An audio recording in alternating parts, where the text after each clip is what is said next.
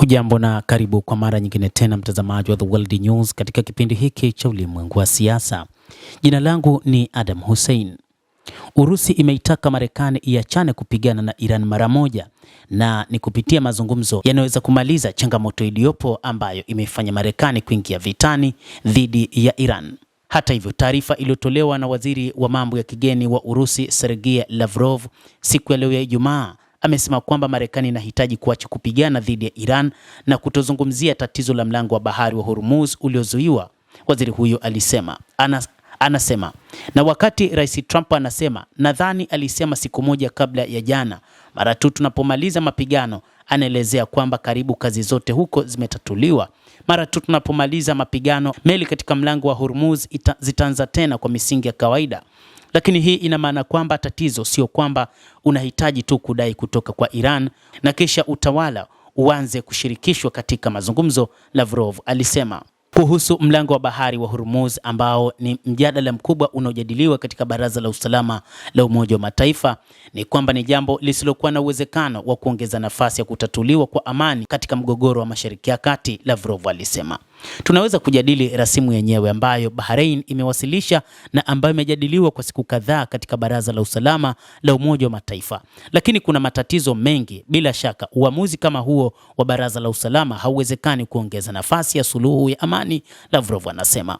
Lavrov anasema kimsingi nchi nyingi zimeangalia upande mmoja tu wa Iran, lakini hawakuangalia nafasi ya upande wa Marekani na Israel. Kwa nini waanzishe vita hivi, vita visivyokuwa na sababu za msingi, ambapo hata wanachama wa NATO wamekataa kuingilia kati?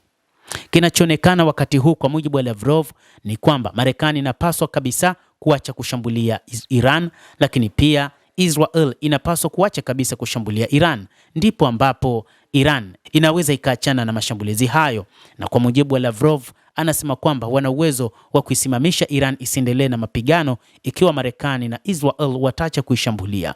Na hapo ndipo ambapo mazungumzo ya kina yataweza kufanyika na kufuata utaratibu mzuri kuliko hiki ambacho kinafanyika katika mazungumzo yanayotakiwa kufanyika leo katika Baraza la Usalama la Umoja wa Mataifa. Rasimu ya azimio ina kifungu kuhusu hatua za kujihami, lakini maamuzi kama hayo ya Umoja wa Mataifa yametumika hapo awali kwa hatua za fujo, alisema waziri huyo. Azimio hilo pengine lilipangwa kwa nia nzuri zaidi, lakini ama linatumiwa kuvuruga fursa ambazo bado zipo sana na za mazungumzo, au linatumia kuhalalisha uchokozi dhidi ya Iran kwa kuzingatia, Lavrov alisema. Kadhalika ameunga mkono kauli iliyotolewa na Uchina kwamba ikiwa Baraza la Usalama la Umoja wa Mataifa litapiga kura ya kutaka kutumia nguvu dhidi ya Iran, China pamoja na Urusi zitakataa azimio hilo, na kwamba hakutakuwa na namna ya kuishambulia Iran, na endapo hilo litatokea ni kwamba vitakuwa ni vita vikubwa mno, vita vya dunia. Hata hivyo, waziri huyo wa mambo ya kigeni anasema kwamba huu ni mpango mwingine uliopangwa na Marekani, kwamba ni majaribio ya kudhoofisha Jumuiya ya Ushirikiano ya Shanghai SCO, na itafanya kila kitu kuhakikisha kuwa hawatafanikiwa. Waziri huyo wa mambo ya nje wa Urusi Sergei Lavrov alisema leo Ijumaa. Amesema kwamba mipango ya watu wa Magharibi, hasa Marekani na Israel, ni kuharibu ushirikiano wa Jumuiya ya Shanghai SCO na hata ule wa BRICS. Lakini sasa hilo halitowezekana.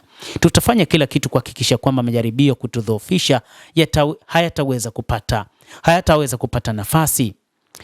Kwa hakika tunaona uwezo mkubwa wa shirika unaloongozwa kwa ajili ya kushughulikia matatizo ya Eurasia kwa njia ya mazungumzo mazuri, miradi yenye kujenga katika nyanja zote mbili za nyenzo na vifaa, kile tunachokiita ushirikiano mkuu wa Eurasia, na bila shaka katika kuimarisha usalama wa pamoja wa nchi zote za kanda, Lavrov aliongeza. Waziri huyo wa Urusi alibainisha kuwa SCO pamoja na BRICS zina nafasi za kipekee katika kushughulikia miradi ya usalama na biashara, kiuchumi, kijamii na usafirishaji. Endelea kutufuatilia mtazamaji, lakini nikusihi usisahau kulike, usisahau kucomment, kadhalika usisahau kusubscribe channel yetu hii upate habari hizi kwa mapana kupitia The World News. Naitwa Adam Hussein, endelea kuwa nasi.